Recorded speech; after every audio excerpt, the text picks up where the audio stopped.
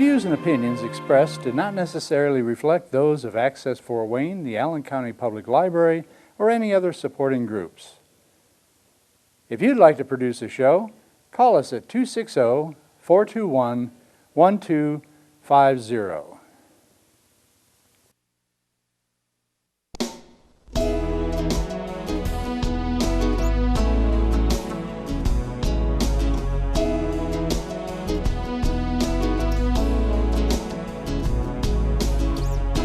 Let me be your lighthouse so I can show you the way. Let me be your shining light, I'll keep you from drifting away. I'm the one that makes you try when... Hello, this is Patty Hunter of Patty's Page. Welcome to my show. We have a guest named Jannique Stewart. She's with Life Training Institute. We'll be with you in a moment. Hello, this is Patty Hunter of Patty's Page. Today's guest is going to be Jannique Stewart. She is from where? The Life Training Institute. And whereabouts is that, where you're at? Well, I am actually in St. Louis, Missouri. So you were a graduate from what university? Greenville University Taking. in Greenville, Illinois. Oh, what were you taking? I'm sorry? What were you taking? You majored? As my major? Mm-hmm. So my major actually included communication, specifically speech communication, and then a minor in marketing and gender studies. Gender studies? Yes. That's something new. We never had that when I grew up. Oh, okay. What is it? Well, gender studies actually deals with, this was a Christian university, so really kind of understanding biblical manhood and what biblical femininity is. Well, that's nice. Yes. Wish I had gone through that myself. Oh my goodness. It is very necessary in today's world where feminism has been redefined to mean so many other things, and we're seeing the intentional emasculating of men and unfortunately the masculinization of women. So I definitely think it's essential and important right now in our culture, more than ever. Our culture is a little bit mixed up. Very much so. Very much so. On many issues, not just on issues dealing with sexuality, but I think it really goes back to, everything goes back to in the beginning with God. Everything goes back to Genesis, and I think if we have the wrong view of what it means to be men and women and what it means for God to have created us, to be created in his image, I think it impacts everything. What was your first job, my friend? That's good philosophy. I'm sorry? That is great philosophy. Oh, yes, it is important. It is important. So I'm very grateful to have gone to a Christian university that really gave me the correct worldview, a biblical worldview. I think that changes everything. You go by the Bible because the Bible is the truth. God had made it. Yes. So what was your first job, dear? Well, my first job ultimately was an internship at Walt Disney World in Orlando, Florida. And yes. I was there for a 6-month internship program, and then I was hired from there to work at Euro Disney in Paris. And so that ultimately was my first job.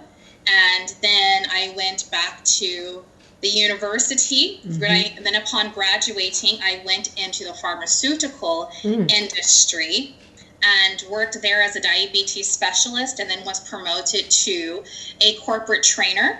And then I kind of felt God really calling me back to ministry full time. And so I left the pharmaceutical industry, and then I was hired by First Care Women's Clinics as their pro-life and sexual integrity speaker, going into schools and really talking about the importance of abstinence education and the benefits, and then of course talking about the pro-life message.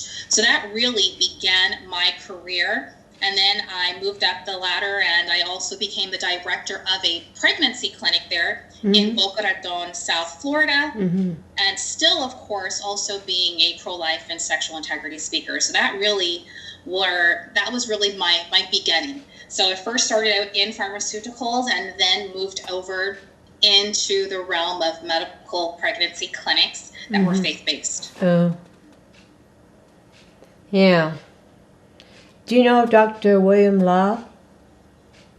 I am familiar with him. I don't know personally, but yes, I am familiar. Because he's very pro-life, OBGYN, and he's in Florida. Yes. North, of course. Yes, very pro-life. You got to meet him. You have to meet him. He's really wonderful. Yes. We had him here. We had him here. Oh, you did? Okay, wonderful. In Fort Wayne. So, in 2011, who did you join? What did you join? So in 2011, I joined the speaking team of the Life Training Institute. And so I've been honored to work with them ever since. I enjoy having the opportunity to go into schools or speak at conferences or even at banquets and defend the pro-life position and train others to do so. So what is the mission of Life Training Institute, dear?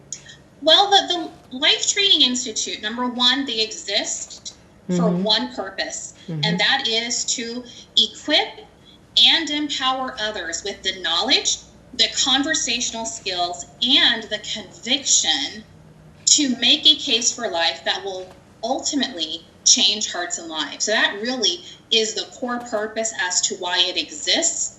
And so when you look at what our mission is, it's pretty simple. We try and keep it simple. But our goal is to train Christians and any pro-life advocates, so be it a Catholic Christian or a Protestant Christian, and just anyone who happens to be pro-life. Our goal is to train them so that they can defend and persuasively defend their views in the marketplace of ideas. We think that's really important for them to be able to do that persuasively. And of course, as they make that case for life, we're hoping that it will be the clear presentation of the pro-life position.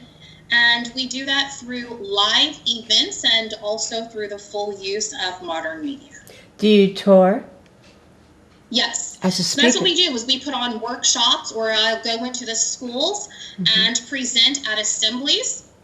So we travel all over the United States and even in Europe and even South America sometimes. And so when I go into these schools, we're doing full assemblies and really being able to change the way they think about the life issue, trying to change the way they view human rights, the way they view human beings, because I think we need to ask good questions such as, who counts as one of us? Who counts as one of us that they deserve rights, that they deserve the protections and dignity that we all enjoy? And so what does it also mean then to value human beings? I think we live in a culture today where it's very easy to dispose of people and literally treat some human beings as if they are disposable. Well, no human being is disposable, and every human being is deserving of the same basic human rights, and the most basic right is the right to life. So when we go into the schools, we use science to help debunk some of the views that they have, some of the faulty beliefs that they may have about what is the unborn, because that's the fundamental question that we need to ask is, what is the unborn? So we make a scientific case to answer that question. And then we also look at philosophy, which deals with how do we value one another? There's only two ways to view and value human beings. We can look at human beings as if they are instruments that we play, but then that means that we're looking at, if you do not hit certain arbitrary characteristics, then in essence, we can end your life. But there is another view that is the intrinsic view that says, no, we are all equally valuable simply because of the kind of being that we are. We are a human being. And therefore, there isn't one human being that is more human or less human than another. So that really is the basis. That's what grounds our value, regardless of our size, level of development, environment, or degree of dependency. So when we marry those two, we have the science that clearly says that from the very earliest stages of our development, each of us were living, distinct, whole human beings. And then we take that philosophy, so how we look at someone and how we value human beings, that regardless of our size, level of development, environment, or degree of dependency, while those characteristics may exist inside the womb, they still exist outside the womb. So therefore, they're not morally relevant to say that we could have been killed at that earlier stage, but not now. So that is what we try and really hone in on and try and really help people to understand that. No matter how old they are, we go into, like I said, high schools, even some middle schools, and then, of course, at the university level to really help people to make a case for that pro-life position. Is it just the students that you reach out to? How about the moms and dads? Or there are times when, yes, we will do parent presentations or adult presentations. We do a lot of presentations at churches. We do an awful lot of conferences. Even I've done a lot of even homeschool conferences. So that's oftentimes reaching not just the youth, but also the adults. And then, of course, when we go into churches, that's also reaching the full range of both adults as well as the students. And then even I know when I've gone to some schools, they've asked, will you do also a parent presentation the night before? And a whole bunch of parents will come out for that to be educated. And then, of course, we do different camps as well. so, how many people do you normally speak to in a year yourself? Well, oh goodness, at least 50,000, and our goal as an organization is to reach at least 100,000 of them, to reach 100,000 youth specifically. How do you get into schools to do what you're doing?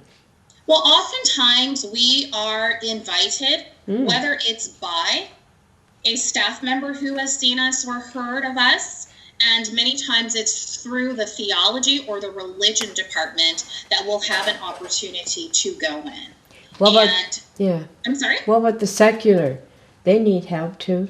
They do need help, but unfortunately, there are some times when we are able to go into the secular schools, but for the most part, we go into the faith-based schools. Yeah. Now, part of the reason for that is because even though we do make a scientific and a philosophic case to defend the pro-life position, many people will view this as a political issue or simply as a religious issue. So therefore, there are many schools that they're not even open, specifically against secular schools, who aren't even open to allowing us to go in to even present this issue. Do you realize that a lot of places, Planned Parenthood is into their schools, teaching sex education and how great abortion is, to use condoms and all these pills and all that. In California, they are in the schools, Planned Parenthood. Yes, And actually, I think because of the funding that came through in a prior administration, it really kind of was Planned Parenthood that went into a lot of the schools, unfortunately. Now, we do know that as a result of that, that is unfortunate, but I think that we also then have to look at what else can we do to try and get them in? Now, there are, at a lot of high schools, there are Christian clubs. If a Christian club will get permission then to bring us in, then we are able to go into the schools. And I have actually been in a couple of schools in South Florida where I used to live. But again, that has to be orchestrated through the students. Yes, themselves. And then, of course, approved by the administration. So, of course, our goal would be, to go in there if they will allow us to. But that has been a challenge in the past. Has there been any ill faith towards you, or with regards to high schools? Well, have you had any trouble trying to tell the truth like that? People have trouble communicating with others, especially the Students for America for Life, Students for Life. Yes. And they would get hassled and whatever. Do you get that? I have not at high school level. Oh, good. At the university level, I have. A year ago, I was invited to speak at Cornell University to give a pro-life speech there. So they pursued me and they asked if I was available to come in April and speak. And they approved the topic. They approved the subject. They even approved me as a speaker. But then once they did more research into my background about my beliefs when it comes to sexuality, I do believe that sex belongs in marriage, and I do believe that marriage is a union of one man and one woman. And for those reasons, they called and disinvited me because of my views on sexuality. So that ended up blowing up into, it was just unnecessary where it went, and some of the accusations about my faith. But it is what it is. I think that we know that there are times when people will be disinvited simply because of their views.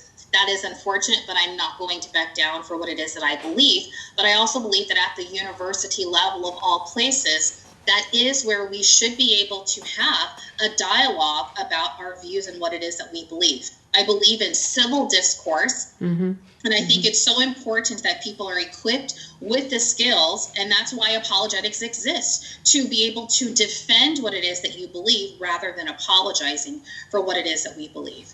But I think especially at a university level, where it should be about education and about thinking and challenging views, it's sad when often pro-life voices are silenced intentionally, censored, because people feel threatened by those ideas. I don't understand why.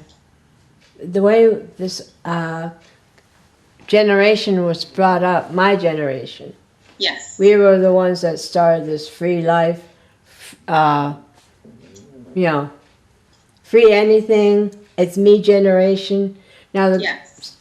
2 generations later, the younger kids, they know no other way of thinking.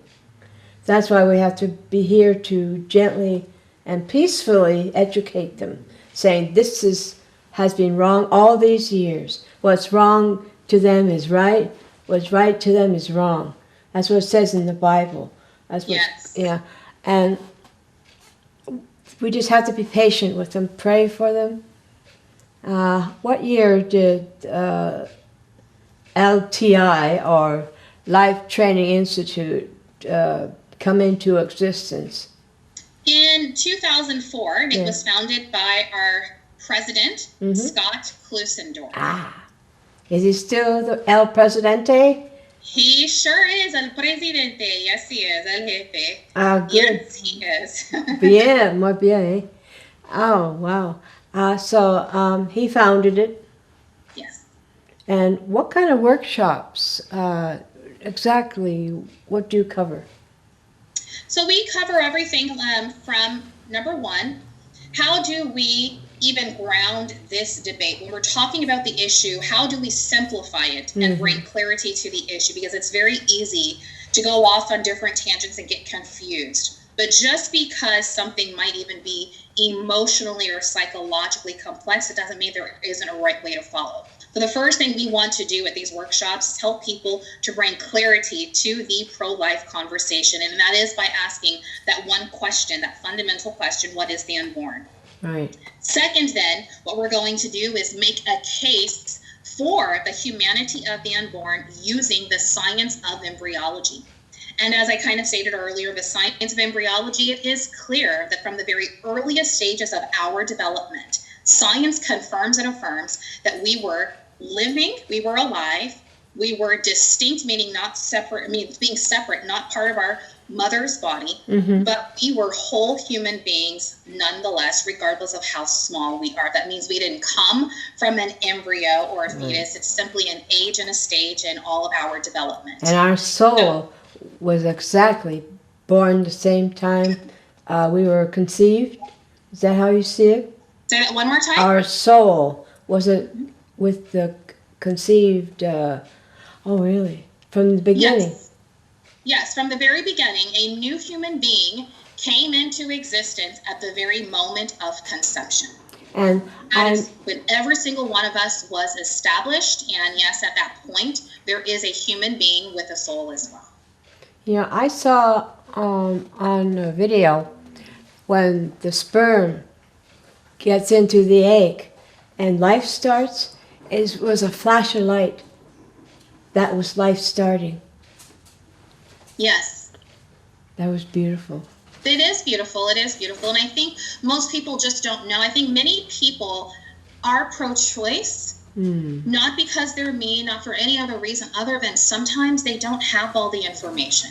And if you don't know all the facts, if you don't know any better, then you can't do any better. And so that's why, again, LTI exists. So at these workshops, we cover that science aspect. And then we also deal with the philosophy or the philosophical case, which also deals with then, what is it that makes us valuable human beings? And what is it that grounds our equality? And the one thing that grounds us all is not our size. It isn't our level of development. It isn't our environment or where we're located, nor is it our dependency upon another human being.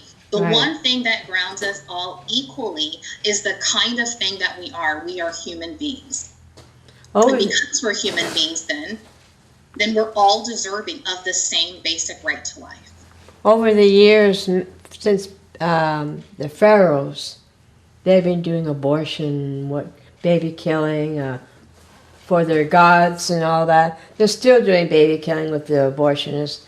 I still can't figure out their way of thinking, why they want to hurt our little ones. They're mass murderers to me. Unless God forgives them and they ask for forgiveness. I don't know what... Well, one of the things you just said, it's hard to understand, why they do what they do or their thinking.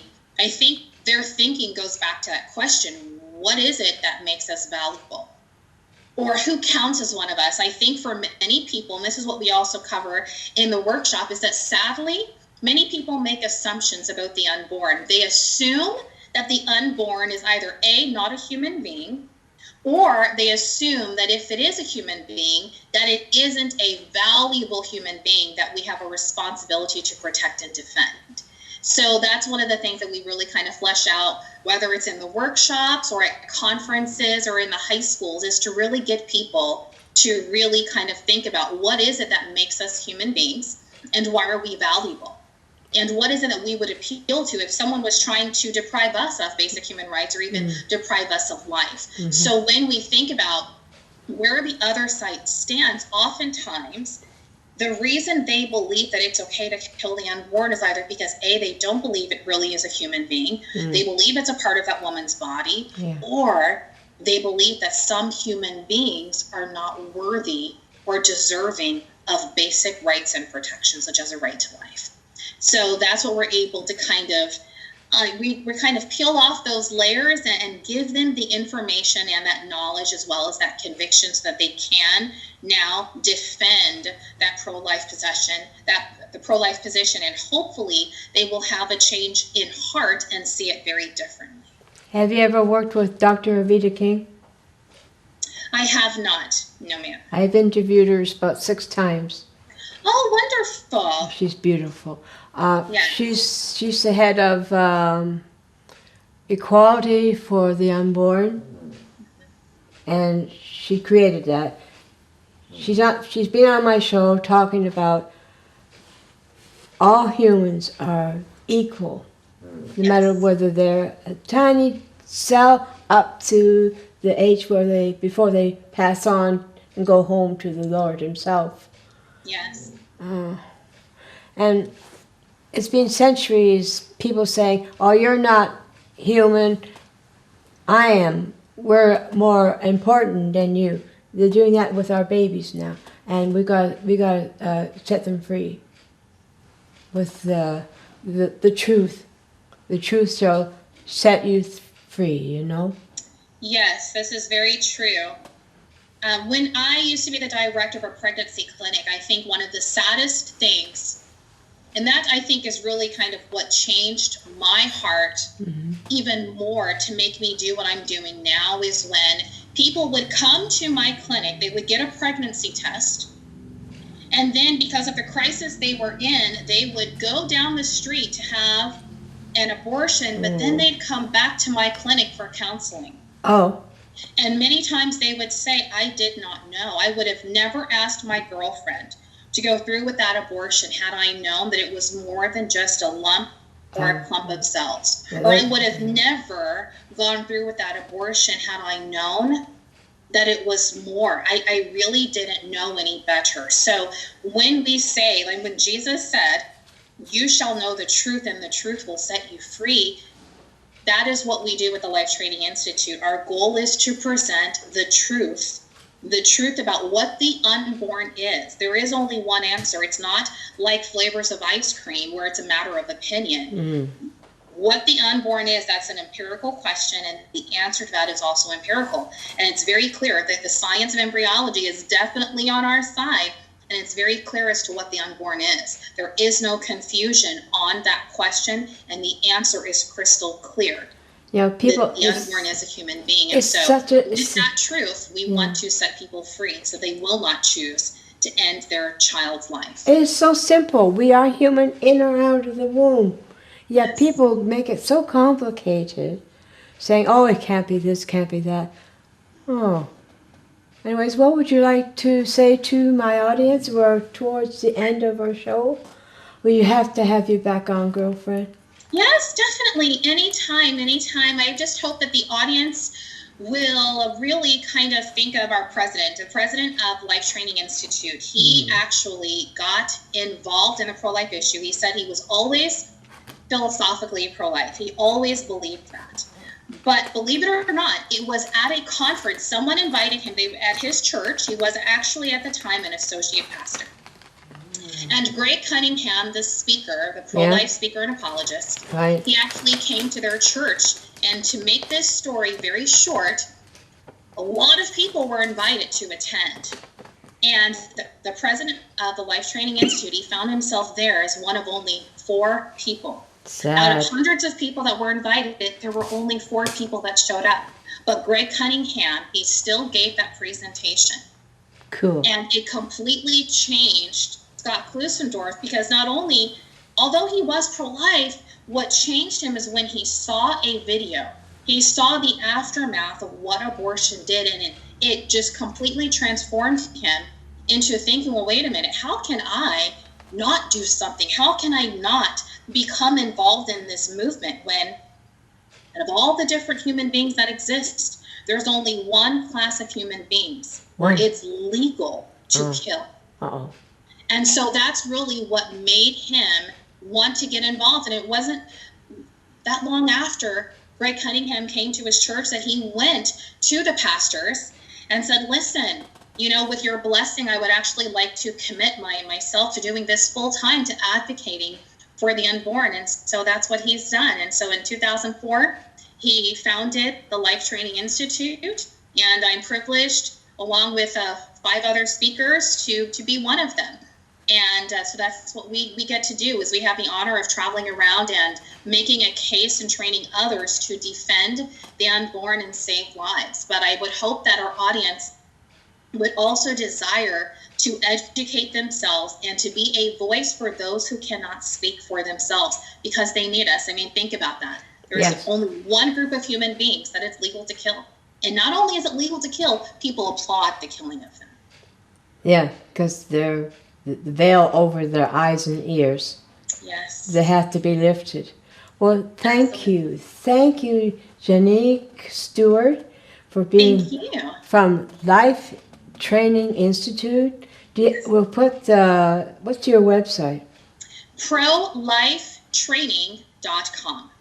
Yes. So ProLifeTraining.com. And we'd like to thank you for coming on to my show and being very, very helpful for my audience.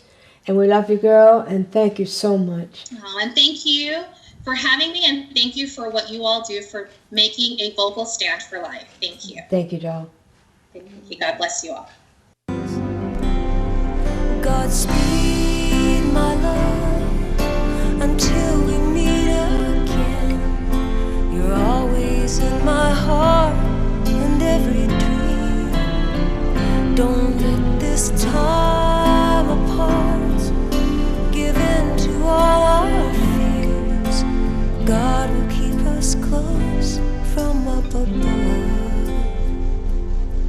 So until we meet again, Godspeed, my love.